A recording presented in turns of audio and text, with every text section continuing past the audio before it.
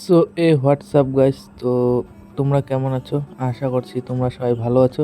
আমিও অনেক অনেক ভালো আছি। তো আজকের বিষয়টা হচ্ছে আমাদের বাড়ির চারপাশেই অনেক পুকুর। তো এই পুকুরে কিভাবে মাছ চাষ করবেন তার কিছু পদ্ধতি আপনাদের সামনে আমি শেয়ার করতে চলছি।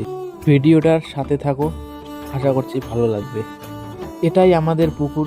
তো পুকুরে তোমরা দেখতে পাচ্ছ অনেক মাছ ঘেমে আছে।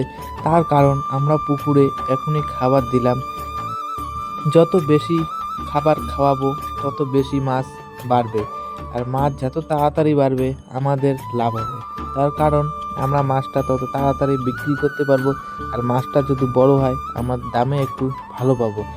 এই রকম মাছ চাষ কেউ যদি করতে চাও তাহলে আমার সঙ্গে যোগাযোগ করতে পারো। কি কি পদ্ধতি দিয়ে মাছ চাষ করা যায় আমি তোমাদেরকে সব বলে দেবো।